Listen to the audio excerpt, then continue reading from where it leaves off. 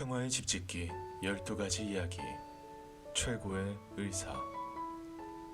중국의 사기 편작편은 사람들의 마음을 헤아려 걱정 근심을 풀어주고 재앙이 나지 않게 하는 심의가 최고의 의사인이라고 말한다. 우리가 몸에 상처가 나고 팔다리에 부상을 입었다면 피를 멎게 하고 약을 바르고 붕대를 매든가, 혹은 부러진 부분을 잇고 뼈가 잘 붙도록 조치를 합니다. 우리 몸의 상처나 아픔은 수개월에서 수년에 걸친 치료와 휴식을 통해 몸의 면역 기능이 되살아나면 회복되기 마련이니까요. 그러나 우리 마음에 난 상처나 아픔은 상처를 받게 되면 약이나 주사를 놓기도 힘들어 치유되는 게 쉽지 않습니다. 상처를 입은 우리 마음은 작은 일에도 오해와 편견을 가져오며 또 다른 갈등과 반목의 원인이 되지요. 중국의 사기 편작편에 다음과 같은 이야기가 전해옵니다. 중국의 황후가 병이 깊어 황실의 의관들과 내노라 하는 의관들이 다 치료하였지만 고칠 수 없었습니다. 전국에 방을 붙여서 의관을 모집하였는데 시골의 무명인 편작이 황후를 치료하여 유명하게 되었다 합니다. 황제가 편작에게 당신이야말로 천하 최고의 명이라고 말하자 편작은 자신에게 두 형님들이 있는데 그분들이 상위, 중위이고 자신은 하위라고 말합니다. 그 이유를 묻자 편작은 큰형님은 사람들의 마음을 헤아려 걱정 근심을 풀어주고 재앙이 나지 않게 하는 심의이니 최고의 상위이고, 둘째 형님은 음식을 조심하여 잘 가려 먹게 하여 병이 나지 않게 하니 시기로 중위이고, 자신은 이미 생긴 병을 고치는 의사이니 가장 아래에 있는 하위라고 하였습니다. 국가에 발생한 질병이나 사회적 문제를 해결하는 것은 가장 아래에 있는 방책이고, 질병이나 사회적인 문제를 예방하는 것은 중간의 방책이며, 국민들의 마음을 헤아려 문제가 발생하지 않게 하는 것이 최고의 방책이라는 것입니다. 평화의 궁극적인 목적은 어쩌면 전쟁을 사전에 방지하고 사회의 각종 갈등과 분쟁을 예방하여 국민들이 행복하고 평화롭게 지낼 수 있도록 하는 것이지요. 하지만 세상을 살펴보면 전쟁이나 문제가 발생할 때 응급조치를 하는 것이 대부분이고, 이나마 제대로 잘하지 못하는 경우가 많아 아직도 수많은 갈등과 분쟁이 세계 방방곡곡에서 발생하고 있습니다. 그중 세계에서 가장 오래된 갈등과 분쟁은 이스라엘의 유대인과 팔레스타인 간의 갈등이 아닐까요? 오랜 세월에 걸쳐 죽이고 죽는 역사를 이어왔으며 아직도 불행의 역사를 단절하지 못하고 있습니다.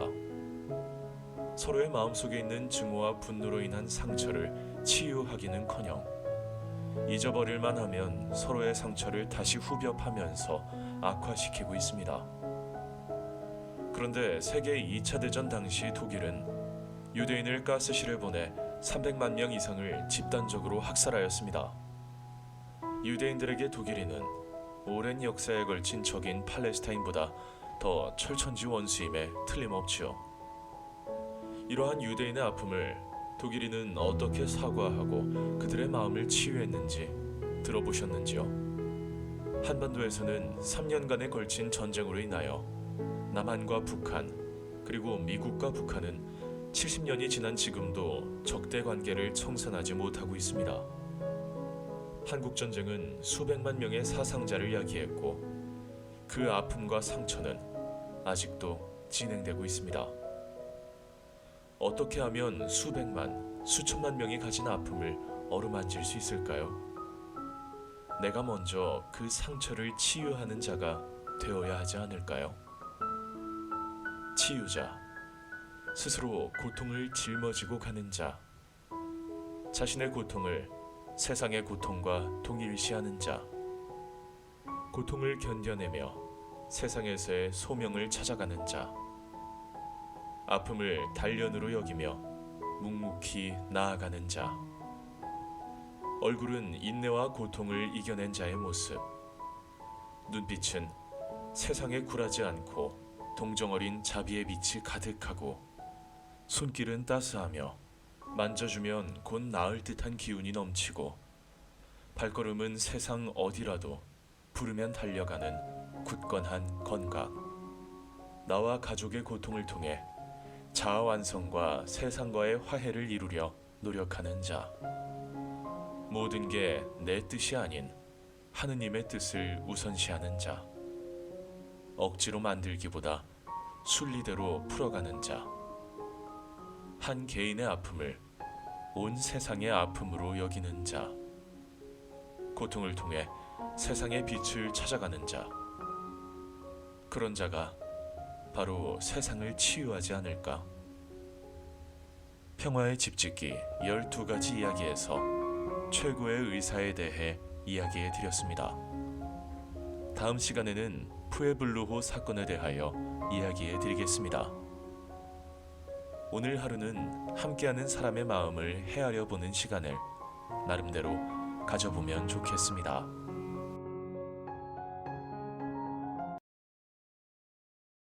평화의 집짓기 12가지 이야기. 미국과 아직도 수교하지 않은 나라. 지구상에서 여태 수교를 하지 않은 두 나라가 있다. 오직 두 나라. 초강대국 미국과 한반도의 북쪽에 위치한 조선민주주의 인민공화국이다. 미국은 한때 쿠바를 둘러싸고 전쟁을 벌일 뻔한 공산주의 대국인 소련과도 수교했고, 제2의 공산주의 대국인 중국과도 수교했다. 그리고 통킹만 사건으로 전쟁을 한 베트남과도 수교를 했다. 하지만 북한과는 수교를 하지 않고 있으며 아직도 적대적인 관계를 청산하지 못하고 있다.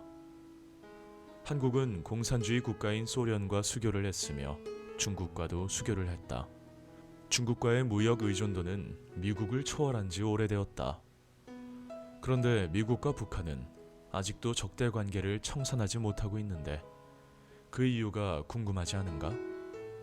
북미 관계가 이렇게 꼬인 것은 다름 아닌 양국 간의 세 가지 역사적인 사건에서 시작되었다.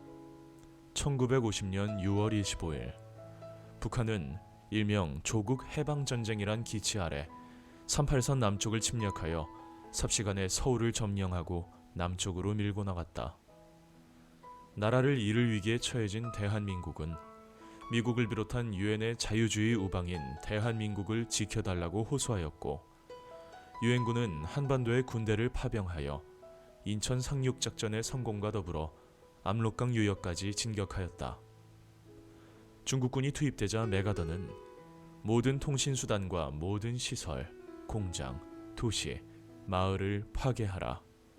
만주 국경부터 파괴를 시작하여 남쪽으로 점차 확대해야 한다고 명령하였다고 메가더 사령부에서 근무하던 영국 공군 무관은 말한다. 2000년부터 미국의 문서보관소에 공개된 자료를 분석한 김태우에 따르면 전쟁 초기 미 극동공군 폭격기 사령부 산하의 B-29기들은 한강과 압록강 사이에 있는 북한의 수송망을 차단하고 북한의 병참 보급에 도움을 주는 산업시설을 파괴하는 임무를 수행하였다. 1950년 7월에는 원산 선착장 폭격, 평양 조차장 폭격, 평양 조차장 재폭격, 흥남 폭격, 8월에는 원산 정유공장과 조차장 폭격을 하였다. 당시 B-29의 목표물 파괴 성과를 거두기 위해서는 목표물 인근에 수백 발의 폭탄을 퍼부어야 했고, 인구 밀집 지역인 평양을 비롯한 북한의 전 지역에 대한 융단 폭격은 북한의 모든 산업시설과 주거시설을 잿더미로 만들었다. 미 극동공군의 자체 평가에 의하면 진남포의 80%, 청진의 65%, 해주의 75%, 함흥의 80%, 흥남의 85%, 황주의 97%, 강계의 60%, 군우리의 100%, 교미포의 80%, 평양의 75%, 사리원의 95%, 순안의 90%, 원산의 80%, 신안주의 100%가 파괴되었다.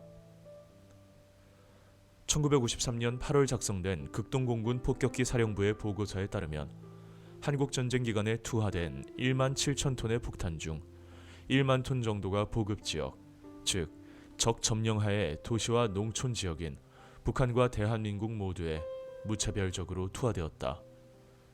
그 결과 북한 주민들은 150만에서 200만 명, 대한민국 주민들은 50만 명이 희생된 것으로 평가된다. B-29기에 의한 폭격으로 낮에는 꼼짝할 수 없어서 밤에 살아남기 위해 북한 주민들은 파괴된 건물 잔해 아래 흙구덩이를 파고 은신하거나 산 아래에 토굴에서 잠을 자고 밤에는 파괴된 철도와 교량을 복구하는 작업에 동원되었다.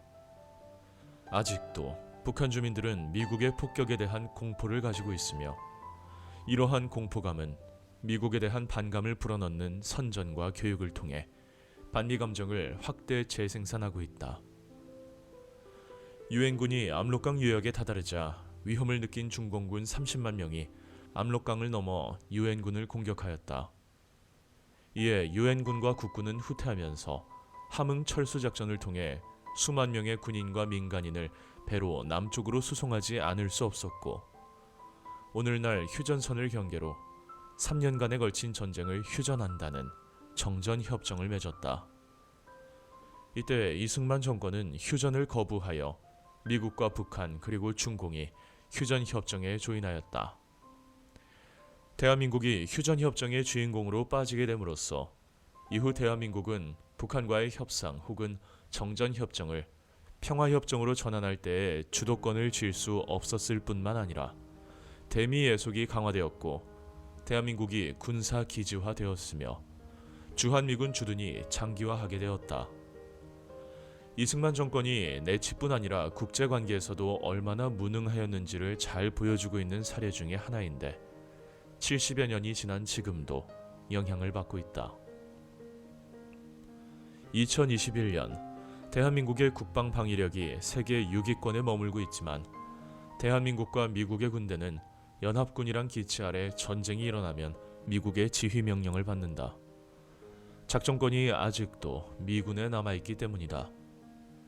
전 국토가 왜군의 침탈을 당한 임진왜란 때 명나라 군대가 이순신 장군에게 작전권 이양을 강권했지만 이순신 장군은 조선의 주권인 작전권을 결코 명나라 군대에게 이양하지 않았음을 기억해보면 전시작전권이 얼마나 국가의 주권과 관련이 있는지 알 수 있다. 1953년 정전 이후 휴전선을 둘러싼 북한과 대한민국의 대치는 결국 북한과 미국의 대결로 이어져 왔다. 미 해군의 정보 수집함 푸에블로호가 동해안 원산 앞바다에서 1961년 북한 해군함에 의해 강제 납포된 사건이 발생했다.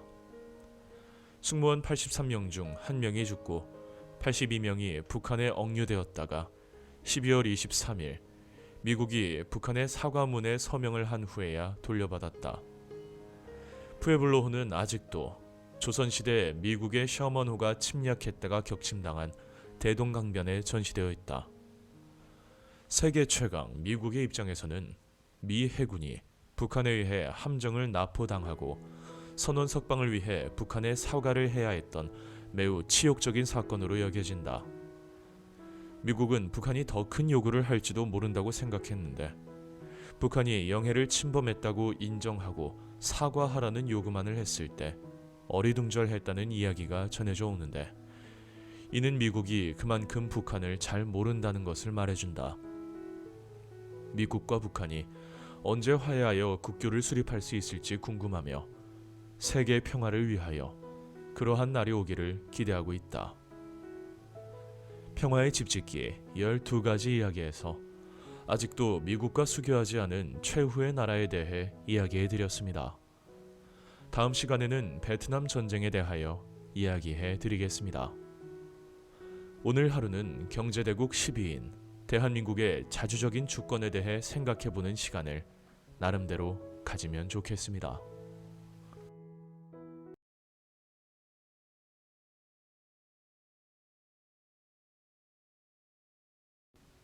평화의 집짓기 12가지 이야기 베트남 전쟁의 교훈.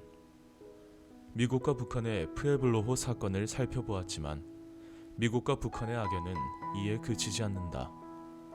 미국이 베트남 전쟁에 개입한 후 1967년에서 1968년까지 북한은 200명의 공군 조종사를 북베트남에 파견하여 하노이를 지키게 하였으며 심지어 미군의 전투기를 격추하였다.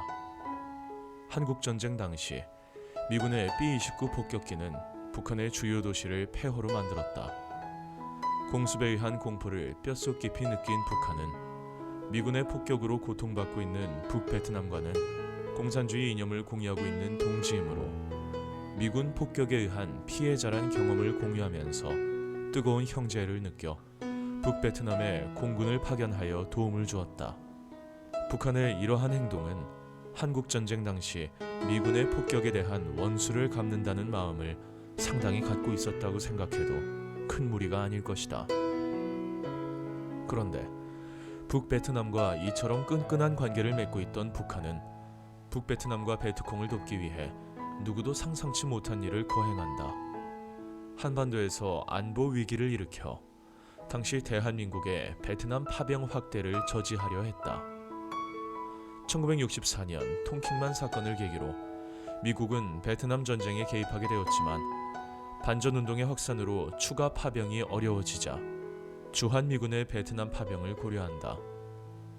주한미군 감축을 우려한 박정희 정권은 한국군의 베트남 파병으로 주한미군 감축을 잠재우는 동시에 한국에 대한 특별 원조를 확보하였다. 그 결과 파병군인의 전투수당 지급을 조건으로 1965년부터 파병하기 시작하여 1972년까지 30여만 명을 파병하였다. 베트남의 한국군의 추가 파병을 막기 위해 북한은 한반도에서의 위기를 만들기 위한 작전을 시행하였다. 이른바 김신조 무장공비 사건이라 불리는데 1968년 1월 21일 북한군 특수부대 요원들이 휴전선을 뚫고 내려와 청와대를 공격하는 사건을 일으킨다. 북한은 한반도의 안보 상황이 악화되면 한국의 전투부대를 베트남에 보낼 수 없을 것이라 생각했다. 이처럼 북한의 김일성은 북베트남의 호치민에게 최대한의 호의를 베풀었지만 그 이면에는 미국에 대한 원수를 갚으려는 마음이 들어있었다고 여겨진다.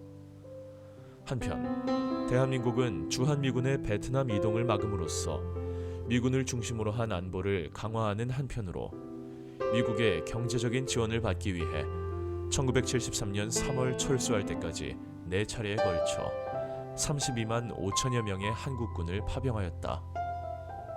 미국이 개입한 베트남 전쟁은 미국 내에 반전 시위가 확산됨에 따라 미군이 철수하게 되었으며 남베트남 정부와 군대는 고질적인 부정부패와 무능력으로 인해 북베트남에 의해 멸망하고 말았다. 베트남 전쟁으로 약 300만 명의 사망자가 발생한 베트남과 5만 8천 명의 군인이 죽은 미국은 1972년에 평화협정을 체결하였고 양국은 지난 50년간 우호적인 관계를 지속하고 있다. 맥나라만은 베트남 전쟁의 패배로부터 얻은 교훈은 우리의 무지와 공감 능력의 부족이라고 말한다. 우리는 그들의 마음속으로 들어가 그들의 눈으로 우리를 바라보아야 했지만 그렇게 하지 못했다. 우리는 자신의 가정의 얼매인 눈먼 포로였다고 한국전쟁을 연구한 브루스 커밍스는 맥나라마의 교훈을 말한 후 다음과 같이 말한다. 한국에서 우리는 지금도 마찬가지다. 이래 경과는 어쨌든 간에 미국이 지원한 남베트남이 북한이 지원한 북베트남에 의해 멸망하고 만 것 또한 미국이 북한에 대해 지니고 있는 잊지 못하는 악감정 중의 하나로 여겨질 수 있다. 아직도 미국은 정전 70주년이 지났음에도 휴전선을 중심으로 북한과 대치하고 있으며 국교를 수립하지 않고 각종 제재를 가하고 있다. 미국과 북한 모두 서로가 가진 적대 관계를 청산하기 위해서는 서로가 주고받은 상처를 하나씩 치유하는 동시에 서로의 자존심을 조금씩 인정하는 데에서 시작하는 것이 어떨까? 예를 들면 북한은 미국의 자존심일 수 있는 푸에블로호를 반환하고 미국은 북한의 자존심을 살려주기 위해 자력갱생을 도와줄 수 있는 대외 제재의 일부를 면제함으로써 서로의 해묵은 미움의 씨앗을 하나씩 제거하면서 서로의 자존심을 조금씩 존중하는 데서 시작하면 어떨까? 김춘수의 시 꽃 중에는 내가 그의 이름을 불러주었을 때 그는 나에게로 와서 꽃이 되었다는 시구가 있다. 우리가 상대방을 인정하고 존중하는 방법은 먼저 그의 이름을 제대로 불러주는 것이다. 이름은 존재를 나타내는 방식이다. 감옥에서 이름 대신 번호로 부르는 것은 사실 수용자의 인격을 무시하며 그들을 통제하기 위한 방식이다. 바이든 행정부에서 성김 국무부 동아태 차관보 대행을 대북 특별대표로 임명할 때 Special Envoy for the DPRK라고 칭한 것은 북한의 공식 명칭인 DPRK, Democratic People's Republic Korea, 조선민주주의 인민공화국을 부름으로써 북한의 존재를 공식적으로 인정하는 신호였는데 이는 북미 관계에 있어서 청신호로 여겨진다. 첫 술에 배부를 수 있으랴 라는 우리나라 속담이 생각난다. 북한과 미국이 서로에게 쌓인 상처를 바라보고 그 상처를 치유하려는 자그마한 노력을 하면 좋겠다. 전쟁 후유증으로 고통받는 것은 북한이나 미국이나 모두 마찬가지이다. 북한은 미국의 공습에 대한 공포가 아직도 남아있고 미국 역시 자신 안에 숨어있는 탐욕인 악의 모습을 쳐다보지 않고 일방적으로 북한을 악의 축이라고 여길 만큼 자신을 미화하고 싶은 검은 욕구가 숨겨져 있다. 이제는 북한과 미국 모두 서로의 가슴 속에 있는 아픔을 치유하면서 서로를 인정하고 하나씩 양보함으로써 지구상의 유일한 미수교국이란 오명을 벗어나 수교국이라는 새로운 역사를 만드는 날이 오기를 기대한다. 한반도에서 평화협정을 위한 여정이 아직도 멀게 보인다. 하지만 베트남 전쟁의 교훈은 미국과 북한 모두에게 얘기하고 있다. 이제 그만 전쟁을 끝내는 평화협상의 테이블에 나오라고. 미국은 북한을 국가로서 자존심을 챙겨주어야 하고 북한도 제재로 인한 국민의 곤궁을 고려하여 타협점을 찾으라고. 평화의 집짓기 12가지 이야기에서 베트남 전쟁에 대해 이야기해드렸습니다. 다음 시간에는 링컨의 국가 통합에 대하여 이야기해드리겠습니다. 오늘 하루는 한반도의 평화를 정착시키는 협상에 대해 생각해보는 시간을 가지면 좋겠습니다.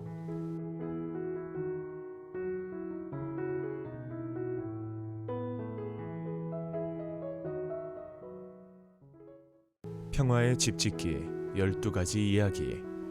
링컨은 어떻게 분단된 국가를 통합하였는가?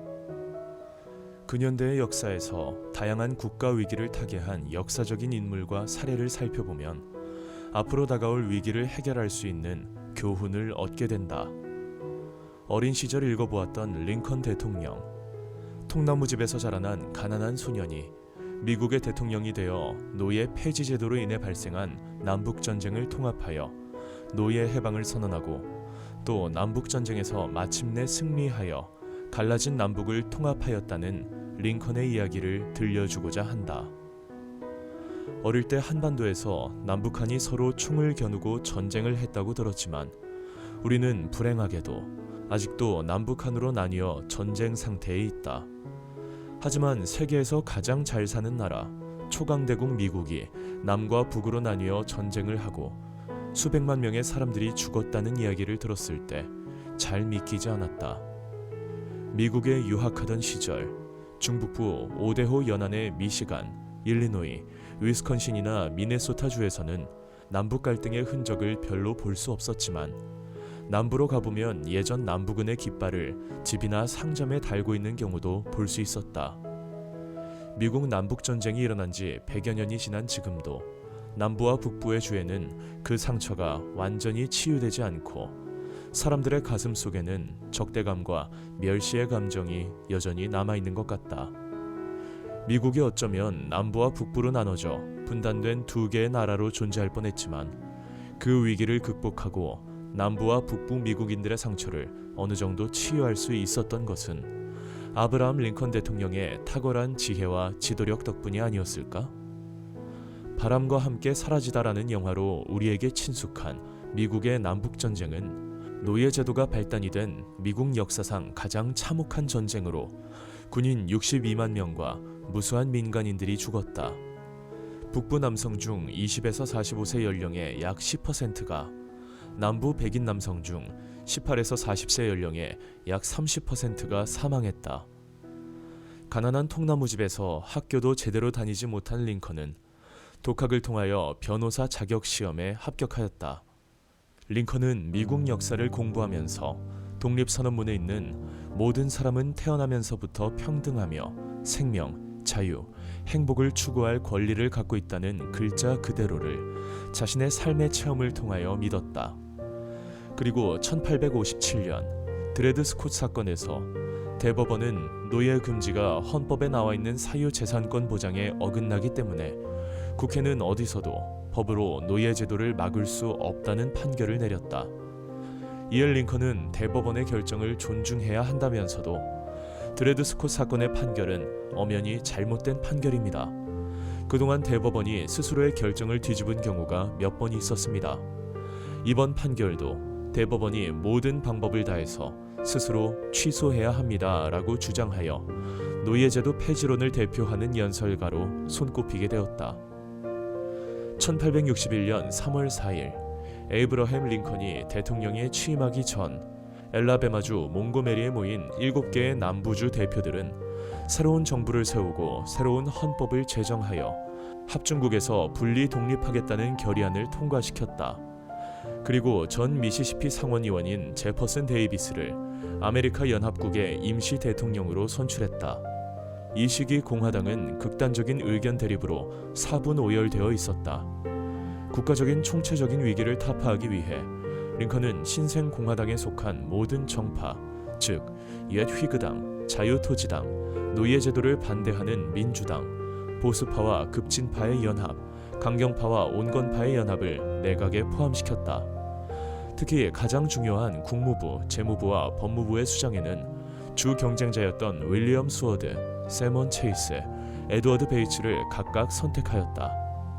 링컨은 개성이 매우 다른 그들을 합중국을 향한 충성심으로 융합할 자신감이 있었고, 실제로 다른 관점을 예상하고 대비함으로써 그들의 정서적인 욕구를 이해하고 충족시키며 동료들을 상호 존중하고 존경하되 모든 책임감을 떠맡음으로써 궁극적인 승리인 미합중국의 보존과 노예 해방을 성취할 수 있었다. 링컨의 첫 대통령 취임 연설을 보면 남북 통합에 대한 그의 애정과 의지를 엿볼 수 있다. 북부 사람과 남부 사람은 적이 아니라 동지입니다. 우리는 적이 될 수가 없습니다. 격렬한 감정이 우리의 애정의 유대를 왜곡할 수는 있어도 끊어놓을 수는 없습니다. 미합중국으로부터 분리 독립하겠다는 결의안을 통과시킨 남부 7개 주들은 링컨 대통령에게 대표를 보내어 연방 자산을 지불하고 미국과 평화 조약을 시작하였으나 링컨 대통령은 남부 대표들과의 협상은 무조건 거절하였다. 링컨의 생각으로는 이들이 합법적인 정부가 아니며 이들과 조약을 체결하는 것은 완전한 독립정부로 인정하는 것이기 때문이었다. 남부 7개 주로 구성된 아메리카 연합국은 1861년 4월 12일 사우스캐롤라이나주 섬터 요새를 공격하면서 전쟁을 일으켰다. 이에 링컨 대통령은 북부군의 지배하에 남아있던 23개 주, 캘리포니아, 코네티컷, 델라웨어, 일리노이, 인디애나, 아이오와, 캔자스, 켄터키, 메인, 메릴랜드, 매사추세츠, 미시간, 미네소타, 미주리, 뉴햄프셔, 뉴저지, 뉴욕, 오하이오, 오리건, 펜실베이니아, 로드아일랜드, 버몬트, 위스콘신의 의용군을 요청하였다. 북부군이 초반에 경계주들에서 승기를 잡고 해상 봉쇄에 들어가자 양군 모두 병력을 모집하여 전쟁은 확대되기 시작했으나 북군은 서부전선과 동부전선에서 패배를 반복하였다. 링컨은 전쟁 초기부터 워싱턴 주변의 군대와 전쟁터를 방문하여 병사들의 사기를 돋아주었다. 링컨은 병사들과 함께 식사를 하였고 병사들의 막사를 둘러보고 가족들의 안부도 물어보았다. 퇴역 군인을 위한 휴양소를 방문하여 허물없이 대화를 나누었고 북군과 남군의 병사들을 똑같이 보살폈다. 백악관을 방문해 환영받거나 애로사항을 전달하는 등 링컨 대통령과 만난 병사가 거의 2,000명에 달하였던 것으로 추정된다. 이들은 링컨에게서 느꼈던 신뢰, 공감 능력, 책임감, 친절함, 그리고 자상함을 동료들과 가족들에게도 이야기하고 편지를 통해 전달하였으며 합중국을 위해서 그리고 노예 해방이란 대의를 위해 기꺼이 목숨을 바쳤다. 남부군에게 타격을 주는 동시에 북부군에게는 흑인 북부군의 인력이 될 수 있었던 노예 해방에 대하여 링컨은 군사적으로 꼭 필요하며 미국을 지키는데 절대적이고 본질적인 것이라고 내각에 발표한다. 몇 달 후 1862년 9월 노예 해방 선언을 통해 남부 주들에서 노예제를 폐지하는 것을 전쟁의 목표로 하였다. 나 에이브러햄 링컨은 육군과 해군의 최고 사령관으로 합중국의 보존이란 목적을 성취하는 데 적합하고 필요한 군사적 조치로서 어떤 주에서나 노예로 여겨지던 모든 사람이 1983년 1월 1일부로 영원히 자유의 몸이라는 것을 명령하고 선언한다. 그리하여 이 점에 관련된 합중국의 헌법적 권한은 실질적으로 인정되지 않고 유효하지도 않으며 주장되지도 않을 것이다. 여러 세대 동안 노예로 살던 남부의 350만 흑인에게 자유를 약속한 링컨의 선언 이후 수십만 명의 노예들이 북부군으로 탈출하여 군인과 선원으로 복무하면서 북부군의 승리에 기여하였다. 북부군에 입대한 20만 명의 흑인은 용감하고 냉정하게 노련한 군인처럼 싸움으로써 남부군에 큰 타격을 입혔다. 전략이 뛰어나고 노련한 남부연합군 사령관인 로버트 리 장군은 동부 지역의 전투에서 승리를 거두어 워싱턴 인근까지 압박을 가하였다. 남군과 북군이 피비린내 나는 싸움을 하는 중에도 링컨은 어머니로부터 물려받은 성경을 읽고 묵상하면서 하느님께 기도하는 일을 쉬지 않았다. 그리고 위기에 처한 나라를 구하기 위해 혼자만 기도하기보다 전 국민이 함께 금식하며 기도해야 되겠다고 생각하면서 1863년 4월 30일 목요일을 금식 기도일로 선포하며 온 국민에게 함께 금식하며 기도할 것을 호소하였다. 나라를 위해 금식하면서 기도드리는 일은 하느님을 믿는 그리스도인들뿐 아니라 나라를 사랑하는 모든 국민의 의무라고 생각합니다. 우리의 죄와 허물을 겸손히 고백하고 진심으로 회개한다면 우리 모두는 하느님의 자비와 용서를 다시 경험하게 될 것입니다. 지금 우리나라를 황폐하게 하고 있는 남북전쟁의 비극은 우리의 부끄러운 죄에 대한 하느님의 형벌이며 또한 국가적인 개혁이 필요하다는 하느님의 신호입니다. 이제 우리는 진노하신 하느님 앞으로 돌아가 우리 자신을 낮추고 국가적인 죄를 고백하며 하느님의 자비와 용서를 간구해야겠습니다. 온 국민의 금식 기도가 끝난 후 링컨은 조지 G 미드 장군을 사령관으로 내세웠다. 1863년 게티스버그 전투에서 남군의 리 장군은 많은 사상자를 낸 뒤 후퇴했으며 서부 지역에서 북군은 미시시피주의 빅스버그를 점령함으로써 미시시피강 유역을 장악했다. 1864년 율리시스 그랜트 장군이 로버트 리 장군에 맞서 지구전을 치르는 한편 북군의 윌리엄 셔먼 장군은 조지아주의 애틀랜타를 함락시켰고 바다를 향해 진군함으로써 북부의 병력과 물질적 자원의 우세를 점하게 됐다. 마침내 남군은 리 장군이 1865년 4월 9일 에포메톡스 코트하우스에서 항복한 후 붕괴했다. 남북전쟁이 막바지에 이르던 1865년 1월 국회는 미국에서 노예제도를 완전히 금지한다는 내용의 수정 제13조를 통과시켰다. 그리고 3월 4일 링컨은 국회의사당 앞에서 두 번째 대통령 취임 선서를 하며 노예제도를 폐지하고 상처를 치료해야 할 때가 왔다고 연설을 했다.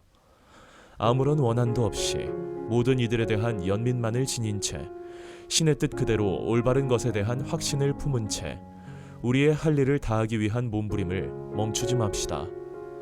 이 나라의 상처에 붕대를 감는 일, 오랜 전쟁을 견뎌낸 병사들과 미망인들, 고아들을 돌보는 일, 다시 말해 우리 사이에 또한 모든 나라에 올바른 평화를 이루어 이를 영원히 간직하기 위해 할 수 있는 모든 일을 합시다. 전쟁이 종결된 후 남부 대통령 제퍼슨 데이비스를 교수형에 처하라는 사람들의 요구에 링컨은 차분한 소리로 답변하였다. 남에게 판단을 받고 싶지 않으면 남을 정죄하지 말라고 주님이 말씀하였습니다. 우리는 서로 한 형제이고 동포입니다. 서로 용서하고 감싸 주어야 하지 않겠습니까? 링컨은 남부의 총사령과 로버트 리 장군에 대해 어떠한 처벌도 하지 않아 그는 패배를 인정하고 사랑하는 부하들의 생명을 구한 명장으로 영웅 대접을 받았다. 그리고 남부인들과 반란군들을 관대하게 대했으며 형제와 긍휼로 대하며 지체하지 않고 이렇게 공포하였다. 미합 중국의 대통령 나 에이브러햄 링컨은 남부의 모든 사람들에게 모든 재산권의 회복을 포함한 전면적인 사면을 선포합니다. 그리고 남부 사람들에게 지나치게 관대하다는 급진파들의 비판에도 불구하고 남부 재건 계획을 발표하여 남부와 북부가 손을 맞잡고 힘을 모아 미합 중국을 다시 건설해야 한다고 설득하였다. 우리 모두는 남부의 주들이 탈퇴했다 돌아온 것을 형제들이 집을 나갔다가 돌아온 것으로 생각하고 그들을 도와주면 절대 죄를 물어서는 안 됩니다. 1865년 4월 14일 오전 세상을 떠나기 전 마지막 국무회의에서 링컨은 화해와 재건을 주제로 회의를 진행했고 이것이 우리 앞에 닥친 가장 중대한 문제로 신속하게 행동에 옮겨야 한다고 말했다. 3시간 이상 진행된 국무회의에서 강요들은 전쟁으로 패배한 남부 세력과의 관계를 봉합하고 통일된 국가의 재건을 시작하기 위해 커뮤니케이션과 상업과 관련된 문제를 상의해서 결론을 내렸다. 우선 우체국과 연방법원을 재개설하고 상거래와 사회적 교류를 위한 연락망을 재구축하기로 결정하였다.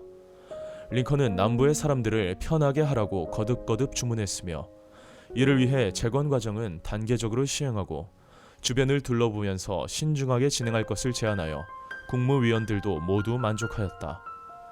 이 시간만큼은 슬픈 분위기를 뿜어내던 링컨조차 잔잔한 즐거움을 띤 표정이었다고 전해진다. 1877년까지 이어진 재건 시대 동안 미국 사회는 전쟁에서 생긴 사회, 정치, 경제, 인종적 문제들을 처리하는 데 특히 많은 노력을 기울였는데 링컨 대통령이 내각과 군대 그리고 국민들에게 끊임없이 영감을 주며 그들을 이상적인 방향으로 이끈 결과라 할 수 있으며 이는 노예 해방 선언 공포 수개월 전 의회에 보내 연차 교서에 잘 담겨 있다. 국민 여러분, 우리는 역사에서 벗어날 수 없습니다. 우리가 지금 겪고 있는 아픈 시련은 명예스럽든지 불명예스럽든지 우리를 후세에 밝게 비출 것입니다. 노예에게 자유를 허락함으로써 우리는 자유로워야 할 사람들에게 자유를 보장하는 것입니다. 그리하여 우리가 허락하는 것과 우리가 지키는 것이 똑같이 영광을 누릴 것입니다. 마지막으로 남은 최고의 희망을 훌륭하게 지키지 않으면 초라하게 잃고 말 것입니다. 노예로 자라다가 북부로 도망쳐서 자유를 찾은 작가이며 언론인인 흑인 지도자 프레더릭 더글러스는 링컨에 대해서 다음과 같이 썼다. 그의 가장 위대한 사명은 다음 2가지를 해내는 것이었다.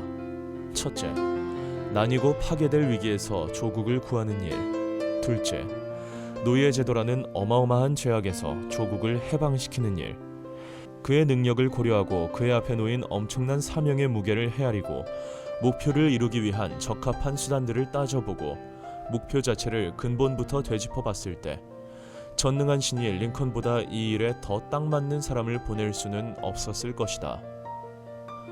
링컨 대통령은 남북전쟁이란 국가 분단의 절대절명한 위기에 직면하여 내각을 다양한 정파의 탁월한 인재로 구성하고 스스로 책임을 지고 상호 존중하고 겸손하게 솔선수범하며 균형감과 평정심을 유지하는 모범을 보여 시너지를 얻고자 하였고 연방보전과 노예제 해방이란 목표를 통해 남북전쟁에서 승리함으로써 미국이 자유시민 국가로 가기 위한 거대한 발자국을 남겼다. 남북전쟁으로 갈라진 남부, 북부 주민 모두의 아픈 마음을 치유하고 그들의 찢어진 마음을 하나로 묶었으며 관용과 사랑의 마음으로 남부와 북부, 백인과 흑인 모두를 포용함으로써 진정한 연맹을 이룬 통일 대통령의 역할을 충실히 수행하였다. 비록 남북전쟁 승리를 목격한 다음 날 안타깝게도 저격당하여 역사의 일부가 되었지만 그가 강요들과 군인 그리고 국민들에게 남긴 말 한마디, 행동거지는 오늘날에도 모든 사람들에게 귀감이 되고 있으며 국난에 처한 지도자들, 특히 미래의 한반도 통일 대통령에게는 반드시 본받아야 할 큰 바위의 얼굴이 될 것이다. 평화의 집짓기 12가지 이야기, 링컨의 국가 통합에 대해 이야기해 드렸습니다. 다음 시간에는 협력과 교류로 생존한 인류에 대하여 이야기해 드리겠습니다. 오늘 하루는 링컨의 첫 대통령 취임 연설 중 북부 사람과 남부 사람은 적이 아니라 동지입니다. 우리는 적이 될 수가 없습니다라는 말에 대해 생각해 보는 시간을 가지면 좋겠습니다.